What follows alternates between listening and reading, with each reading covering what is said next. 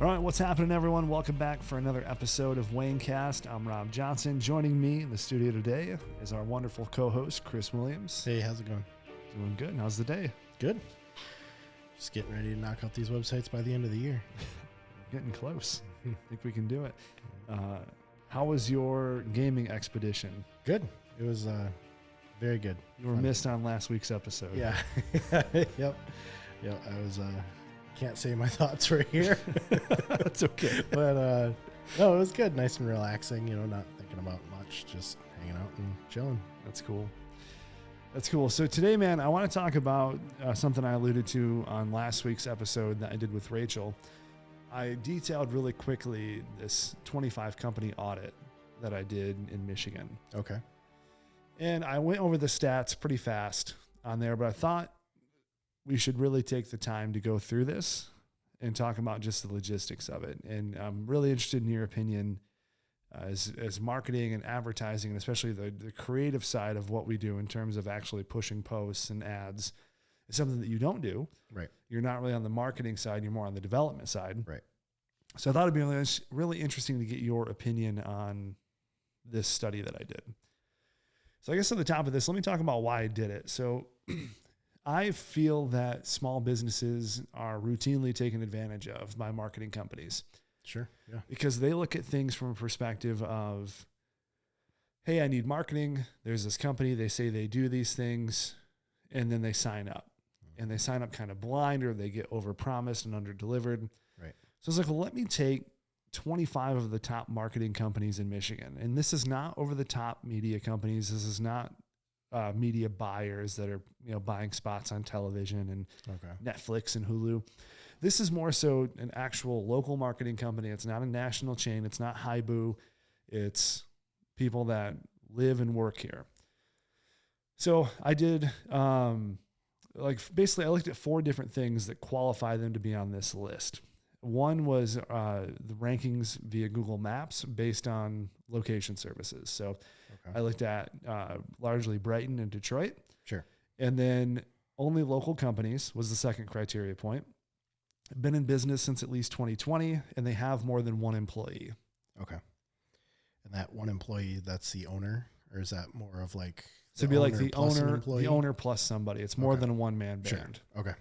And that was hard to research. Like that involved like some LinkedIn digging. Right. And then you have to kind of make a probability guess. Like, does this person still work here? I hope so. Sure. Because we saw people on LinkedIn that say they still work here, but they don't.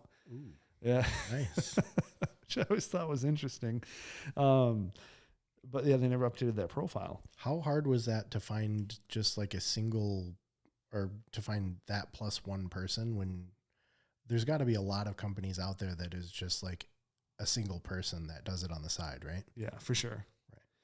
And usually you could tell that by, the framework of their website, or, this is Teddy's marketing company. And, right. my address is like, 114 Pine Street, mom's basement, Right. Right. So you could usually tell who the one-man bands were. Right. And, okay. So when I went through those, I said, okay, so give me the top 25 companies. So I went through and made the list.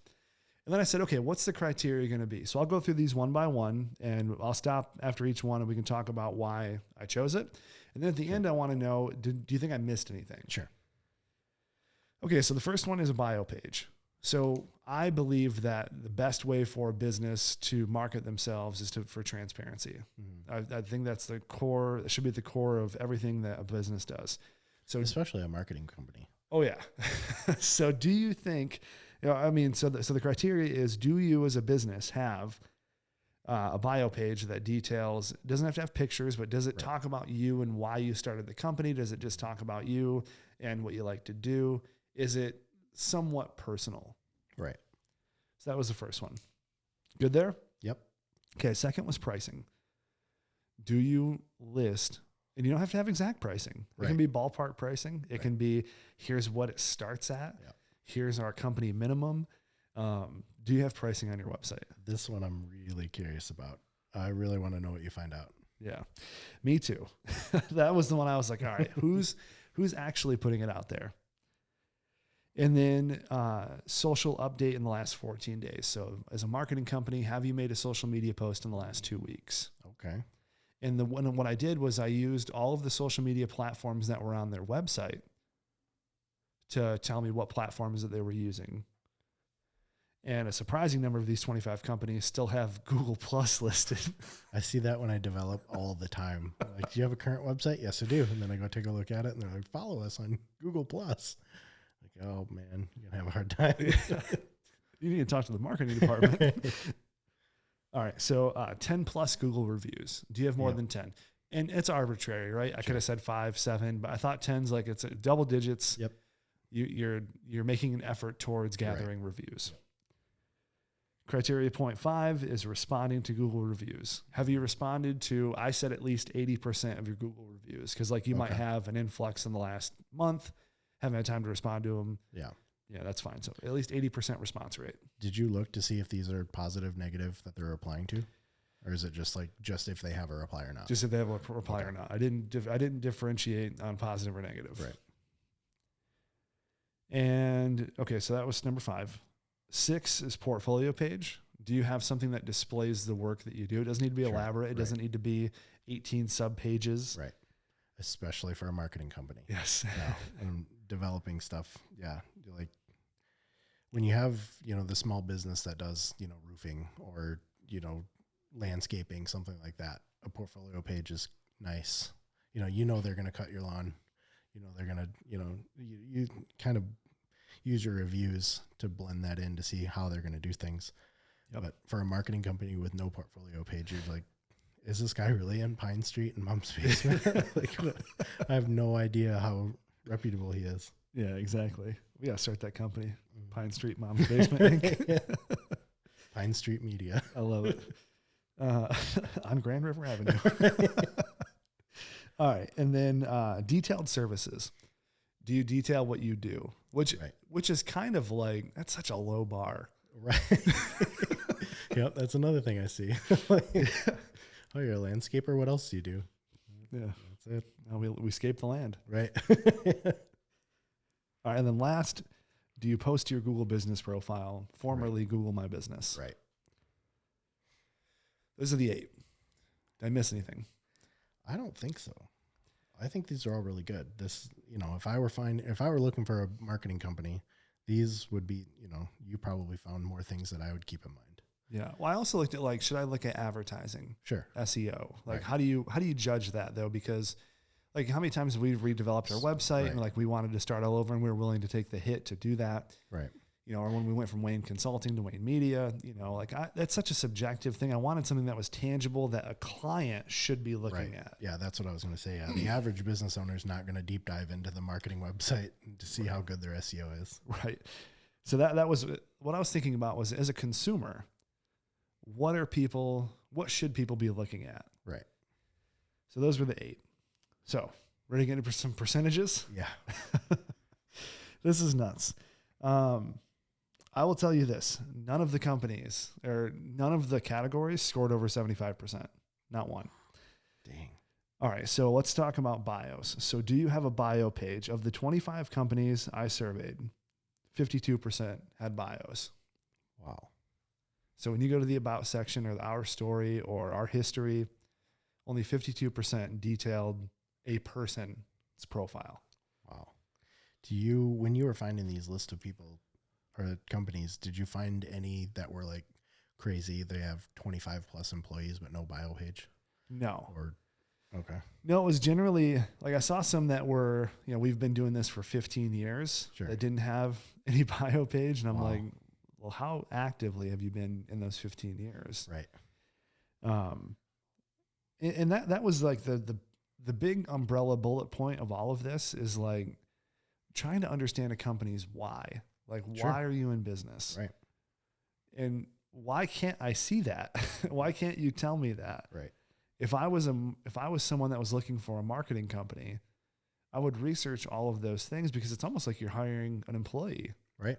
Yeah. I'd really want to know if the owner of this marketing company is just doing this on the side and, only putting in 2-3 hours a week. Yeah. Rather than somebody this is my career and I want this to go somewhere. I'm building this up. Yeah. I remember when I first started doing this and I was at Jackson still, I had someone call me and they said, we need social media. graphics. We need someone to manage this feed. How many employees do you have? And at the time we had 3. Right. It was, or we had a team of 3, I should say. It was me, John Stone, and then we had another like creative assistant person that didn't stick around very long. Sure. So we have a team of 3. We were managing probably 11 clients at that point. And she didn't like that ratio. Like something to her seemed off because we didn't like, she could tell like we were just getting started and, rightfully so. Right. Cause I said, we've only been around, 6 months or so and we're getting scaling up. And she's like, okay. She's like, I really want a better ratio than that. She's like, I'm going to look elsewhere. And she was super honest about it. So those are the questions though that business owners ask and they want to be able to make. And I feel like as a marketing company, you should answer those questions before they call you. Right. That way it's all out there. And that way it doesn't waste your time. Yeah. So that was bios. So half, 52%, have bios on their website. Pricing. The big one. 0%. None. No one. And these are not like small one-man band companies. These are companies that like one of these companies has been around for like 23 years. They've worked with Ford, allegedly. They've worked with, so they've been, SpaceX. Right, yeah. Space Force. Yeah. Space Force. They're just randomly throwing things out there. Right. The Cuban government, there's been a bunch of random stuff on there. So 0% though. That's crazy. Do you think these are, how many are doing like the dirty tactics where it's like, hey, what's your budget? $10,000? Oh, you just made it, man. $10,000. That's how much it's going to cost. I have to assume all of them because I don't know. Like I have to assume that there's a reason why they don't put their pricing on. Right. When I was helping Fields with the Twin Spires website, I think that's why me and Fields get along so well is because he was like, pricing needs to go on the website. Right. I don't care how meticulous it is or how detailed it has to be. We need to have a starts at pricing. Absolutely. That is so cool with I don't do a lot of remodeling around on my house, but like if they were in my market, that's who I'd go to. Cause I'd love to see, here's how much it's going to cost. Not just like the extra stuff added up. And then, or it's going to cost about this right before I sign the contract. Yeah. And he tells this story. I don't want to sidebar this too much, but it's important. He tells this story about this job that they didn't get. And I forget the exact numbers. You can listen to it on their podcast, but basically he bid a job at like 80,000. Okay. And someone else came in at like 55 and they went with the person that went at 55. Sure. When the project was finished, 3 months after it was supposed to be, the total project cost was like 85 grand. Damn. And he told the person during that meeting, I am putting everything in there that I think could possibly go wrong. That way we don't take any more of your money. Like I'm building out this entire project, warts and all. Right. The other person's going to give you a price that sounds good, but then once you're hooked in with them, right, you're going to keep going up and up and up because you have no other choice but to stay with them. Right. Yeah. Once the demo started. Yeah. So that's the difference. And I think that's why that's so important. And less than 10% of remodeling companies put their pricing online. What a mistake. Yeah. Because they think people are going to see it and get scared. Right. Good. That's what you want. You want them to get scared. Right. You don't want them to get scared, I should say. You want them to know exactly what it is. So if they do get scared, they don't call you and waste your time. You don't waste their time. Right. It's not really about them being scared. It's more so about them just knowing what a reasonable budget is. Right. And where to start. Be prepared. Exactly. Pricing, man, I would not have bet that it would have been 0. I was thinking it was like 10%. 2 to 3 companies might have it on there, but none. Have you ever found one in all of the?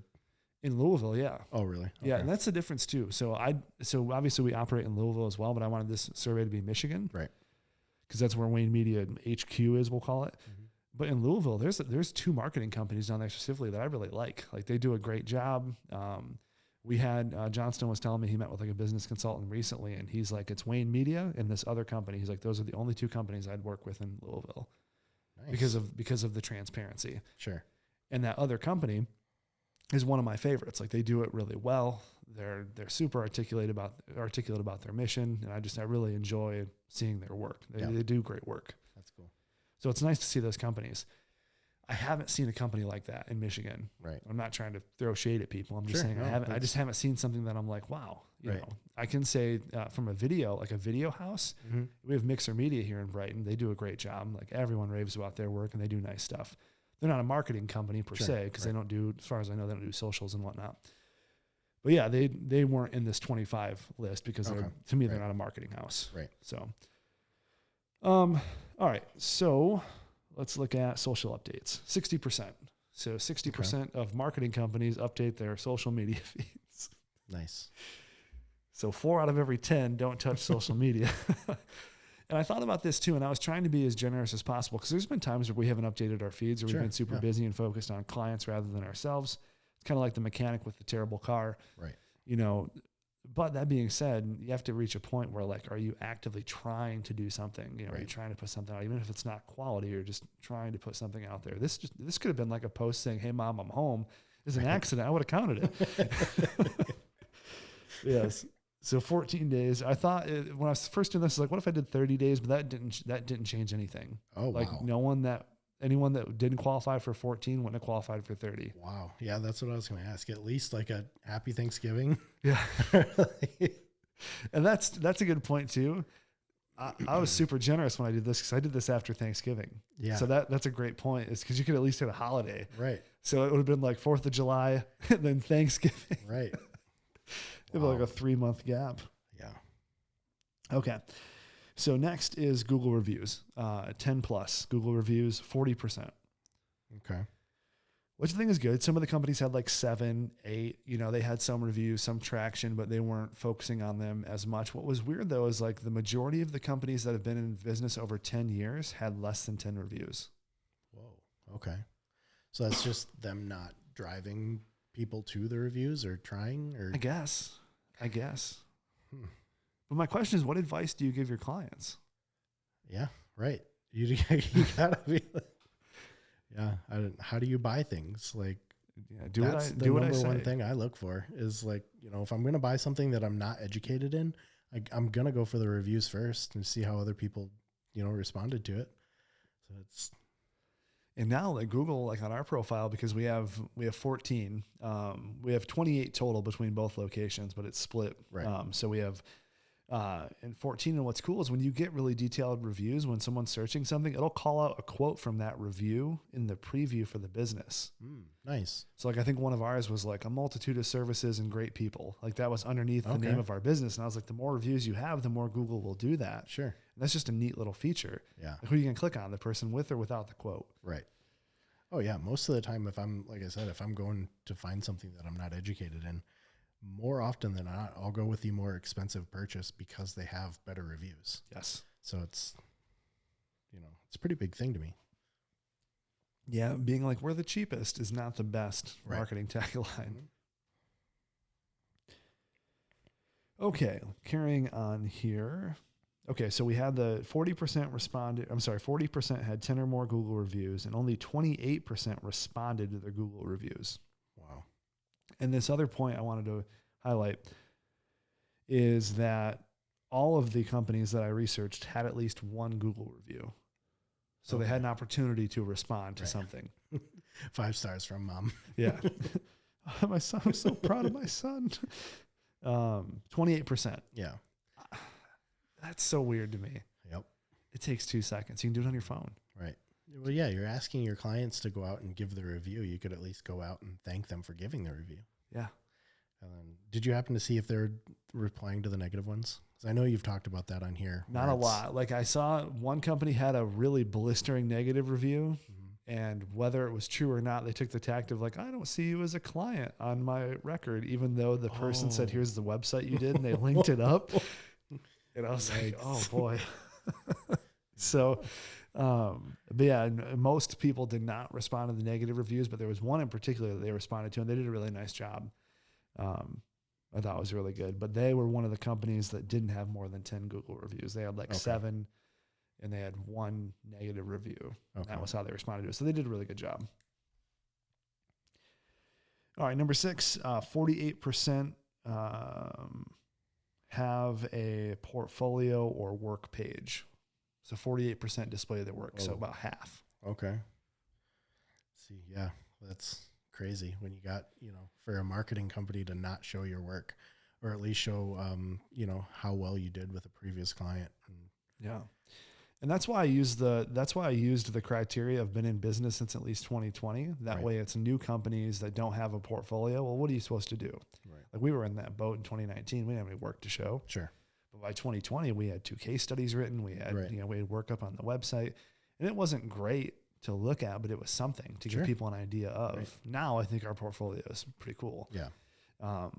But it's just something. Give people an idea of what you do, and if you're not proud to put it up on the website, then you probably shouldn't be doing it. Right.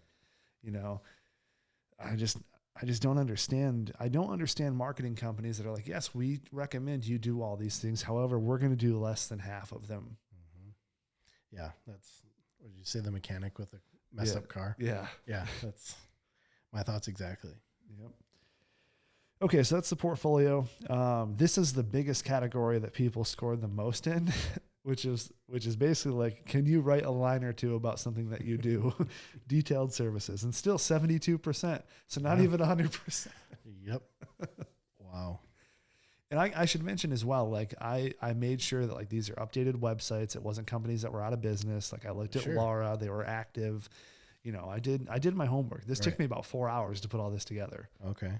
So I made sure it was like companies that have an active business license on Laura, they are still around. They're still paying their $25 a year or whatever. Right. So yeah, just can you write like a couple lines about your service? Man. And even that, it was like, we make sure that your social media management feeds are managed well. It's like, what does that mean? How well? Right. Wow. Yeah. So that's pretty interesting to see that they're not like, we're a marketing company, and then they just expect you to know everything that's included. And then not only do they not show their price either, but they don't have reviews. And then, it's wild. And then last but not least, this is probably the most under the radar thing that all businesses need to be doing, but it's, do they post on their Google business profile? And we had 20%. Yeah. I feel like that's pretty normal. Yeah. That's because I think when it comes to posting on social media, like Google business profile isn't like top of the list, where I think it should be, but you know what I mean? Like it's not, people overlook that one. Yeah. No one's going to see it as much as they will Facebook or Instagram, but from a local SEO perspective, it really helps the trigger of, yes, I'm active. Yes, I'm doing things. Right. Yes, we're here. Yeah. And I love seeing that too. When you Google a company and you see their business profile and it's all filled out all nice and it's got everything you need and it's got a bunch of pictures and it's got all your contact info, and then it's got posts even underneath that. Yep. That's how I know, like, okay, they know what they're doing. Yep. Yeah. Because it shows an extra level of care, which again, if you're in the client services business and you're building out your profile to say, hey, this is how much care we put towards our stuff. Right. That would hopefully give the indication that we're going to care about your stuff. Right. It's just weird to me as I was going through this. And Wayne Media, obviously, we go 8 for 8 in all these categories. And, people can say, oh, you stack the deck. You picked 8 categories that you fit in. Yeah. But I honestly looked at this from a perspective of, if I was a client, what would I want in a marketing company? Sure. And I don't know of any other categories that I missed that a consumer would be looking for. Yeah. Now, when you had Rachel on last week, did you said you brought this up. Yeah. I'm curious to see what she thought of, or like what goes through her mind when she's looking for a media company. Like, does she go just straight referral? Because that's another thing too, that like, these guys say they're really good and they've been doing really good for me. And then you bypass all of these topics because, so-and-so said that they're really good and they're, turning lots of leads. Yeah. So I'm curious to see what some of our clients, what research they did. Did they go through and see, did they look at our reviews? Did they look at our profile? Like, I've heard some of them, say that they've looked at our pricing and, so they come to the table prepared. But what's interesting is we looked at that restaurant website this morning. Oh, okay. And it was like, here are all the things I already have, almost like he read the web dev page in its entirety and was like, I already have this, so don't worry about that. I already have this. Like, it was just, when you condition and qualify people that way, Right. it's really neat to see. For Rachel specifically, I know that was largely on reputation, because I've talked to her several times. I did a talk at cool. KW for the realtors. She was there. So I think that was one of the main reasons. Okay. So on that one, it probably was like referral and reputation more than it was, research. That's cool. But again, even if you have, like, when people recommend businesses to me, even if like, oh, they're great, I'm researching them. Because they might be great for you because they know you, because they're your friend, but they might have, I forget who, I think it was one of our, I think it was Julian, who always calls him like a chuck in a truck, where it's like, it's just a dude that just floats around, the subdivision fixing things. Right. So you might have one of those guys on your roster, and you might send him to me because you don't know me, so I always want to just do the research because it's important. For sure. Yeah. You're spending all that money that company's your baby. You don't want to just, oh yeah, this guy says it's cool. I kind of know him from the bar. Yeah. Yeah, he buys free drinks. Right. Great. So it's just so important that businesses are focused on what matters. And like, I don't really care if someone hires other local companies over us. I just want them to make sure they do their due diligence, because we're not a great fit for everybody. Sure. Yeah, absolutely. Like the level in which we communicate and the expectations that we have for our clients, it might be overwhelming to some people. And say, I don't have that much time right now to dedicate into this. Yeah. I will tell you though, if you're going to find a marketing company that doesn't want to communicate with you that much, it's destined to fail. It's kind of a red flag. Yeah. But it's like, we'll just handle it. Right. We'll just put stuff up on social media. That's why there's these services that are like, we had at one point like 2 different real estate clients that were using two different social media houses. Okay. But they were both distilling the same content to each page. Ooh. So like, it was just, they were getting it from some, content feed in the sky, and then just posting the same copy, same image, and both pages were getting it. Wow. And since we follow both of them, we see them. Right. That's what I was going to say. I would not want to follow them. My feed would just be all that. Yeah. It's like, hey, did you know that you should clean up the front of your house before you show it? And it's like, oh, I didn't know that. Yep. Yeah. It's stuff like that. It's super stock. And that's why, we're getting out of the stock business. Like when we first started, we're getting smaller businesses, and, stock is, if that's all you can do. But at the same token though, like, stock doesn't help anybody. Like you need to have some type of digital assets, whether it's video, photo, podcast, something to tell the story of your business online. If it's just, here's a picture of some random house that some random photographer took, and then you're going to slap a couple letters over it, like, that's not good enough. Absolutely. Yeah, especially when I develop sites, that's the number one thing, is that you want to put your personality on the website, because if it looks stock, that's the first thing customers are going to see, is that this looks stock. Yep. Or like, I can go to Google and find that exact same house. Like, the house. Yep. It's on every single 10 different websites. Right. Yeah. It's that house. And it's a Zillow house. Right. So it's, you got to get at least get a selfie with whatever you're doing, or take a picture of the work that you should be proud of, and, feature that somewhere. Yeah. No personality on the site's not going to do anything. You got to do something. And that's why I like this. I like this streak that we're in, and I hope that we can hold to it. I don't see why we can't, but it's basically that we are going to personalize everything. And if we can't personalize it, then we can't work with you. Right. And I love that mindset of, like, we want to collaborate. We want to do creative things. We want to use your company and tell a unique story. And if we can't do that, then we're probably not a good fit. Right. No more your roof is your best defense against the elements. Yes. Yeah, no more. And that's the thing, is like, hey, I need a website. And it's like, okay, great. What do you want on it? Like, that's what I'm paying you for. Right. It's like, well, do you want me to write your business model too? Yeah.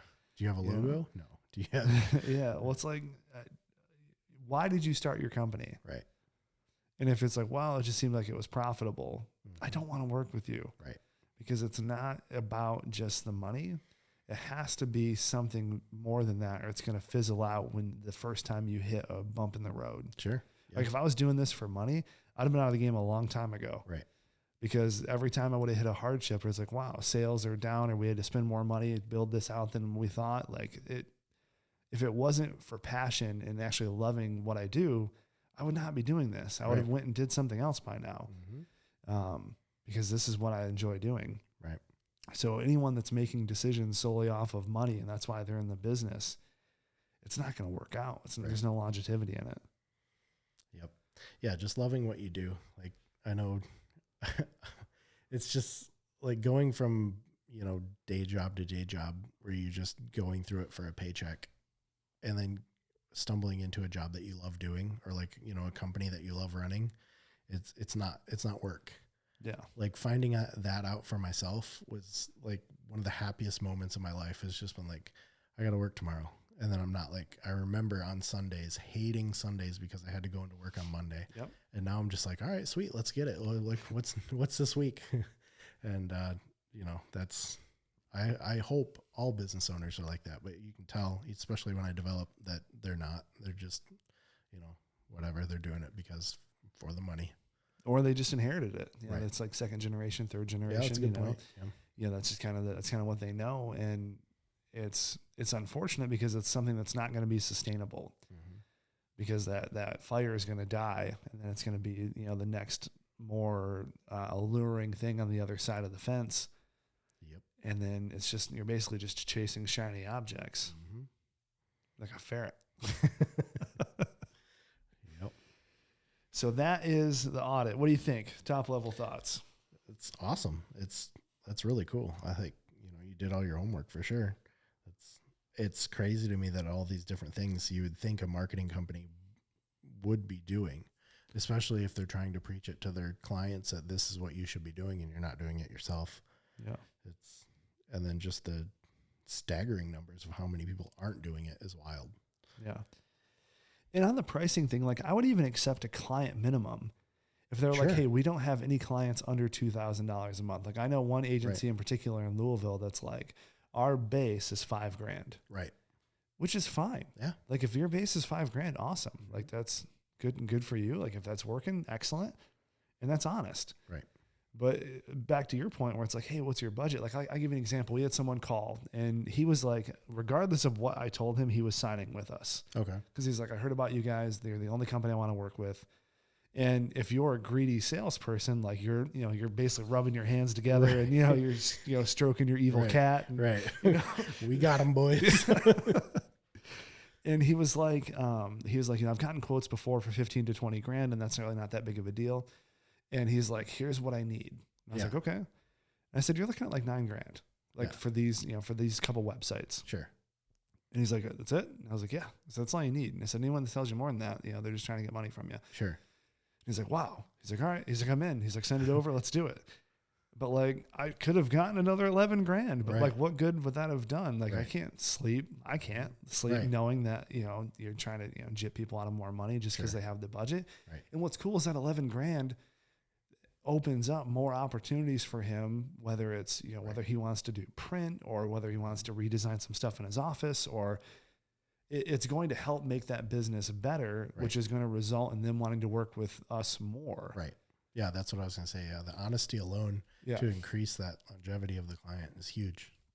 Yeah, because it's important, because this is a long game. Like if I was like, yeah, I'll do the $20,000 now, and now he's out of money, and then something happens with the project, or someone else was like, you paid how much for that? And and then it just snowballs downhill, and now you have a giant headache. You have a pissed off client. It's just not.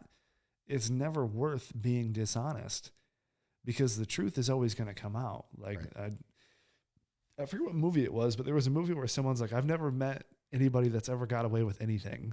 And I was like, yeah, that's except DB Cooper. But, but I always think of that line, because it's like, yeah, I mean, that's pretty accurate. Like things always do end up coming out one way or another. Like you're going to have, I hope people don't comment on YouTube, but they're like, what about this guy? I know people get away with things. It's the spirit of the quote, not necessarily the precision of it. So I love it. Yeah. Not me. I hate YouTube commenters. Mean. Well, at least they can't dislike anymore. That's true. We can't see how many. That's good. Yeah, they could just, instead it's going to just populate the comment section more, just spreading. Hey, I dislike this video. Here's why. It's like, I wish you wouldn't. You don't have to go into all that detail. I would actually love that though. Yeah, since I can't be represented by a number anymore, I'm gonna voice my frustration. To whom it may concern. Oh my goodness, what a mistake. that is on YouTube to remove that dislike button, or to remove the count at least. So, all right, man. So let's kick it over to you. What do you got for this week? Okay. So I'm glad you brought up movies, because I'm going to be bringing some movies. Okay. So my thing, I love being a homebody. So like the streaming services are incredible to me. Yep. But you and Beth, correct me if I'm wrong, you guys do date night movie nights. You guys go out to the theater. We do. So my topic is streaming versus theater. Okay. And which do you prefer? Like if a movie, the hotness movie just comes out today. Yep. Are you going to the theater, or are you staying at home? Going to the theater. Why? All right. For the experience. Okay. So the big screen, the popcorn, the pop. Not even for the, I hate popcorn, really. I'm not a big popcorn person. But like, I'm going just for the experience. Like I remember what kind of sold it for me was in 2011 is when I can't remember. 2012 is when I got engaged. And that was the year The Dark Knight Rises came out. Yeah. And I went to the opening night. It was at Rave Cinemas in Flint. I'll never forget. It was a big scene there. It was crazy. Yeah. And like just the experience of like watching it in IMAX and just the sound, and it was crazy. So like if it's an event, like I saw Endgame in theaters, it was amazing. Yeah. That's fine. If it's something big, like if it's a smaller movie, like I saw the new Spider-Man is coming out on Disney Plus as well as in the theater. Is that correct? Is it? I think it's theaters only. Is it? The new one? Yeah. Yeah, that's theaters only. It is theaters only. Yeah. Where did I read that? Stupid internet. I can't believe anything. Yeah. Okay. Yeah, because they say exclusively in theaters. No, which is weird to me. Because I want it to be, I'll pay the $25 or whatever to stay at home and rent it. Well, I remember when Mulan came out. We were on vacation, and we got back from just a tiring day at the beach, and it was like $30 to watch the new Mulan, and I was like, done. I was like, that's cheaper than going to the theater, for four of us. Yeah, absolutely. So yeah, I mean, I'm totally there with you. I'd pay the $30. I'd probably pay $50 if it was like a premiere title. Yeah, like I'd pay $50 all day to watch Endgame at home when it came out. Like if like not the first time, but again, like to rewatch it. So it depends on the movie for you. Yeah, if it's something that you're super interested in, but what's stopping you from getting like a 75-inch TV and some Dolby Atmos and my kids? Okay. That makes sense. I'm just being honest, just because it's more difficult to watch, just because they're younger, and especially like with they can't watch like PG-13 movies. So like it's either like when they go to bed, which I'm super tired, and the odds are I'm going to fall asleep, or it's or it's just a bunch of questions because they've never seen this, and like what is that guy doing, or why is Thanos snapping his fingers, and it's like you got to watch the first 13 movies. Yeah. So that's generally it. It's just kind of, but I would say like when I'm older and and the nest is empty, I will probably be like, I will spend the most amount of money on the most comfortable chair and the biggest TV, and I will never set foot in a theater again. Okay. Yeah. So this article that I found, and then does COVID have anything to do with you going to the theater or not? Because it's kind of ramping down. Even when it was up, I thought it was dumb because you have people that are going, and this is not a political statement, this is just me talking about the logistics of health. Mm-hmm. You have people that are going to like restaurants at 50% capacity when they were open. Right. And then you have people that can go into like Walmart and Home Depot, but you have a movie theater, which you can section off. Right. And you can facilitate. It's a big open space. Mm-hmm. You have plenty of room to space out. Like, why were theaters closed so long? Yeah, I don't know. You can move your show times up. Yeah. Space them out more to clean. Shut down seats. You can fog. Mm-hmm.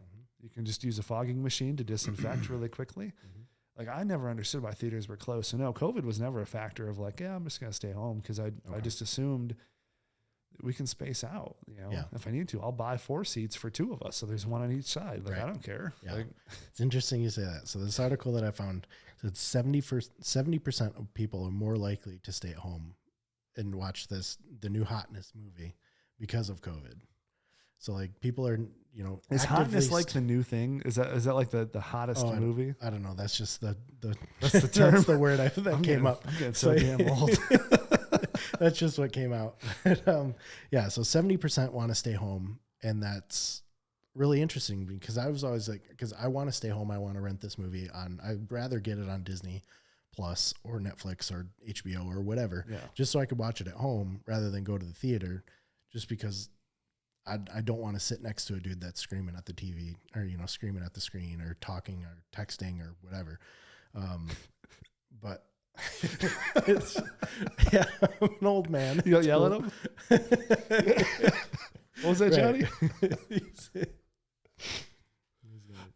I was pointing at you because you're the ones I was surprised when you even thought about streaming, because I thought you've already yelled at everybody at home. Why not go to the movies and yell at some complete new people? Well, that's the thing. Like, if anyone's texting or talking, you just yell at them. And that's how you end that. Yeah, see, I'm way too anxious to yell at somebody that can stand up and be 3 foot taller than me and just punch me into the ground. That's why you sit in the back row. And if they do stand up, you just kick them in the chest and they fall down. Like they're on an angle. Tactics. Okay. I see. Yeah. There's levels to this. Yeah.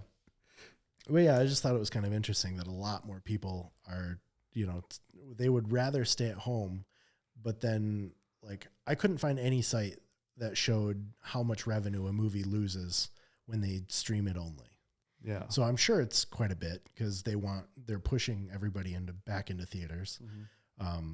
But I was really curious to see, like, all of these surveys that I saw, 70% said they would rather view it at home. This is from one survey.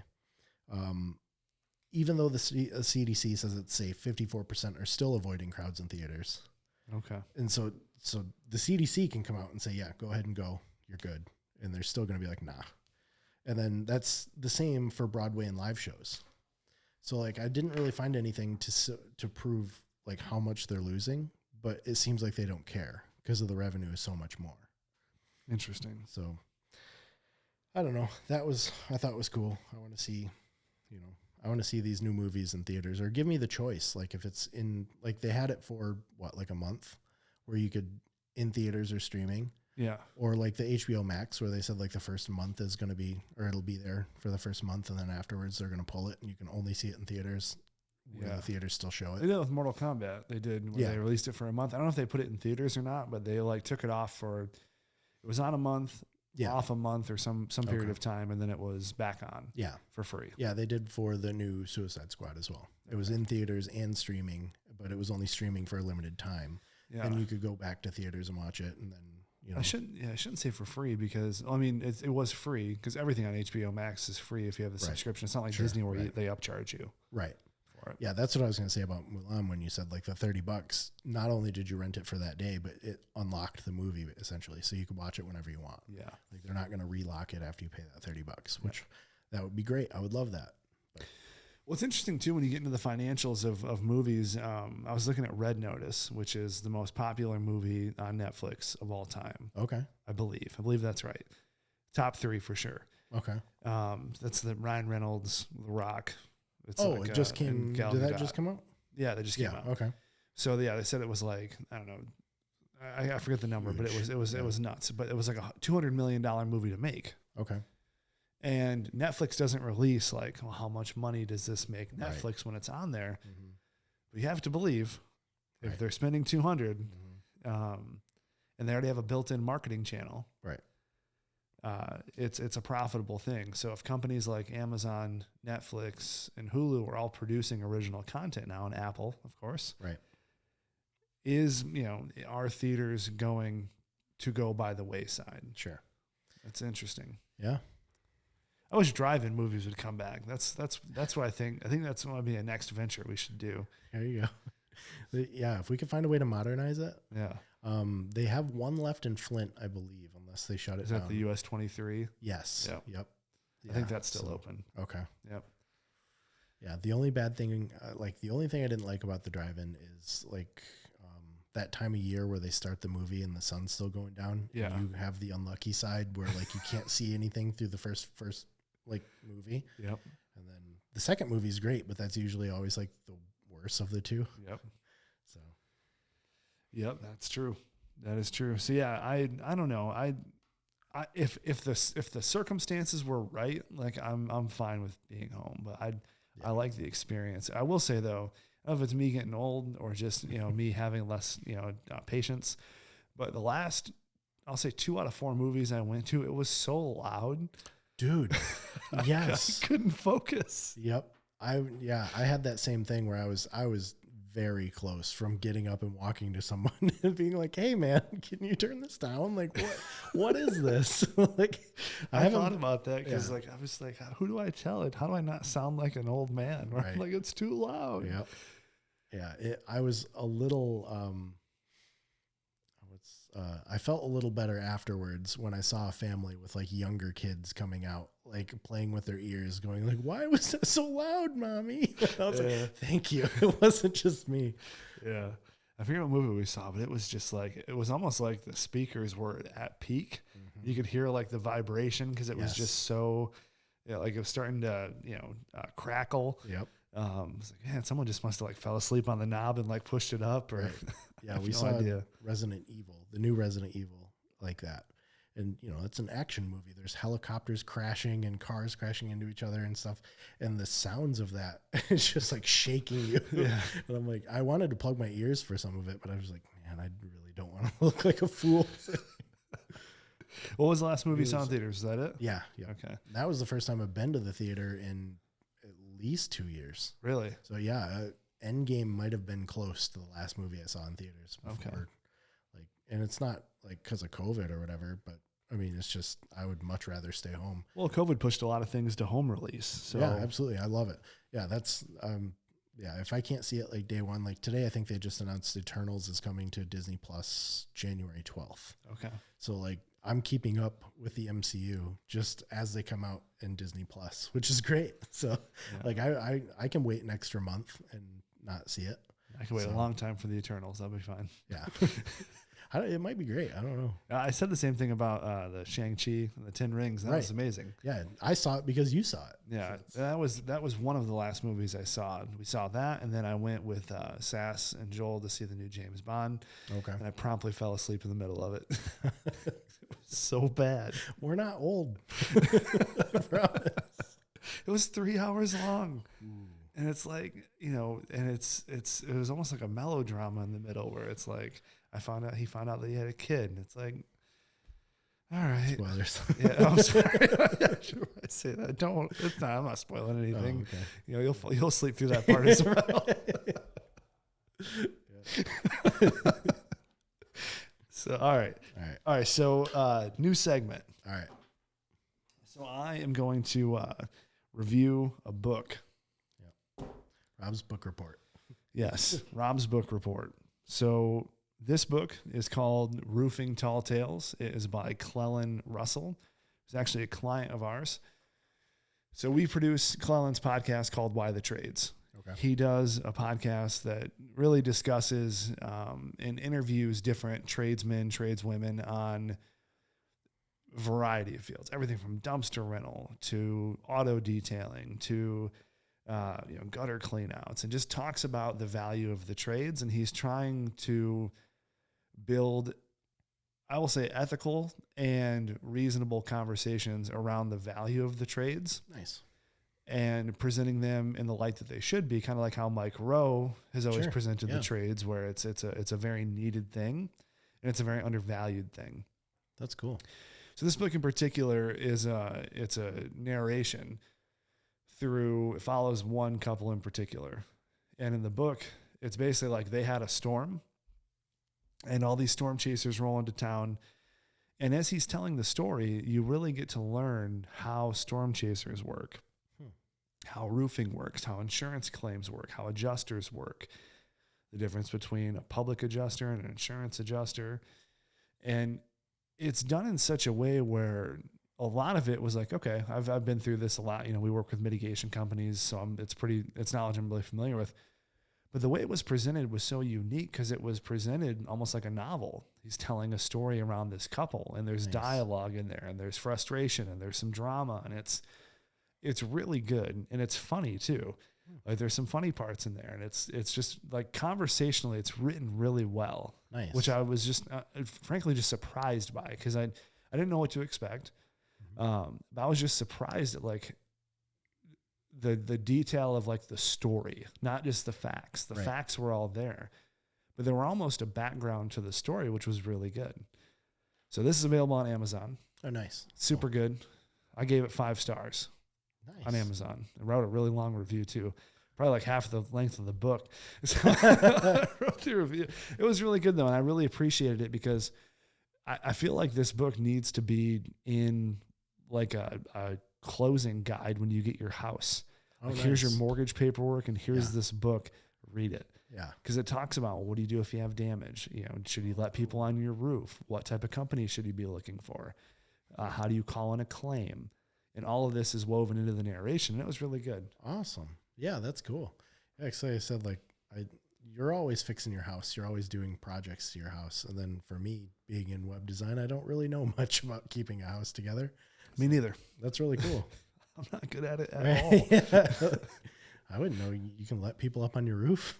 Yeah, it was just cool because like they, you know, in the beginning, all these different storm chasers are rolling into their neighborhood and they're like, hey, I got this person's house over here, and they call it an anchor house. Huh. Like these companies will come in and they'll like subcontract these jobs out to these other companies, and they'll get like an anchor house and say, hey, we're doing Bill's house, you know Bill, so since we're doing Bill's, let's just do yours. And then they'll charge you like a deposit up front, and then and they'll try and scare you by saying, well, materials aren't limited, you know. So it's just, they go through all those tactics, and it's all in a narration. It's a dialogue. It's really, really good. Huh. That's sweet. I'll check it out. So yeah, 10 out of 10. It's a really good book. I really enjoyed it. And it's a must read for homeowners, and it definitely should be included in every house closing for first time home buyers. Yeah. That's So sweet. well done, Clellan. Yep. All right, man. So what else is going on? Not much. Like I said, we're just crushing some websites. Trying to wrap up, the big guys before the end of the year. Yep. Then we got a couple on the horizon. So a couple really big ones on the horizon. Yes. We talked about portfolios earlier. I want to add more to our site, so look out for that. Yeah, that'd be cool. And I wonder, I don't know if you or I know the number, but I wonder how many we did this year. Because we know now how many we're going to do. Like Right. we can't do any more sure. this year. Yeah. So I'm curious what the number is. I know the last time I counted, we were in the 60s. Okay. So I imagine that was in like October. Okay. So I'd imagine we're going to finish right around 75, somewhere in that range. It's a lot of sites. For 61, we did 61 last year. Okay. So yeah, it's been nuts. Yeah. It's a lot of websites. I'm pretty sure if you add up 2019, 2020, and this year, we're over 200 now. Wow. Yeah. It's a smooth process we got. Yeah. Yep. Yeah. It's cool that we're, ironing out, we have our workflows in place now that things are starting to get a lot more smooth. And like what you're saying, we're finding those these clients that really want to do the work and they want to make their website look good. And we're kind of weeding out those guys that say, just give me an online presence. I don't care what it says. I don't care what it looks like. I don't have a logo. It's just, what'd you say? Chuck in a truck. Yeah. Yeah. It's literally that. Yeah. But for some reason, someone told him that you need a website in order to succeed. And so he gave us a call. And, those guys that they don't care, they're just looking at the next job. That, it's not working out for them. And I would say for next year, we would want to probably not have more sites than that. We probably want to have less. Right. I would say like next year, our goal is probably going to be, 4 a month. So it's 48 to 50 sites probably. Okay. Because, we raised all of our pricing, which is available online. Yep. And cool cost calculator there you can check out. But but as we did that, because we've developed so many more services, we have so many more plugins, and we can do so much more now than we could this time a year ago. Right. It just made sense. So I'd rather have less websites, more money. Right. Because we can do a better product. We're not feeling the pressure of, we got 19 projects on the books, Thank you for that. Yeah. Yeah. I would much rather build 4, mind-blowing, amazing websites that rival Apple. Yeah. Than, That's ambitious. I was going to let it slide, but I had to make a comment. Yeah, I mean, that's the truth, though, because when you get, you might have 7 websites a month, and all 7 are like, not that great communication, or it's, we don't have all the assets that we need, and it just drags on, or, just normal stuff. And if you're a developer or a marketing house, like you probably know, Right. the story. And my advice to you would be ignore all of those clients that don't want to communicate. They don't want to collaborate, you know. And that was so important. Like, as I was developing, it took 3 years to build the Wayne Media website to where I was happy with it. Yep. And now it's at a spot where I really enjoy it. And, you know, the biggest thing is like, can we grade our clients on these 3 things? Are they communicative? Are they collaborative? And are they willing to receive consultation? So these 3 C's, like, can we work with them in those capacities? And if so, then we need to stick with them. Yep. And, you know, we need to develop that relationship. And if not, then we need to ask ourselves, well, why are we working with them? Right. So, Yep. I love it. cool, man. Well, we will be back next week. Yep. And we might have a guest. I can't remember what the schedule is. So Yeah. this will probably come out around Christmas time. So, Sweet. so Merry Christmas, everybody. Yep. And a Happy New Year. I don't know when this is coming out. This is 62, 63, 63. Thank you, Johnny. So yeah, I'd imagine 3 weeks. So yeah, we'll be right on the new year. Sweet. So, all right, friends. Well, that'll be it for this year's Waynecast. Wow. So Happy we'll see you holidays. next year. That stupid thing that everyone says to you the last 2 weeks. See you next year. I hate that. Is that just me? Does everyone hate that? You hate that, Johnny? Yeah. Good. Yeah, it's like, oh, you're so clever. It's like, no, you just repeat the same damn thing every year. It's annoying. All right, cool. All right, friends. Well, I appreciate you all. Chris, Happy New Year to you, my friend. I Same. appreciate you being on this ride. It's been fun. And guys, we'll catch you next year.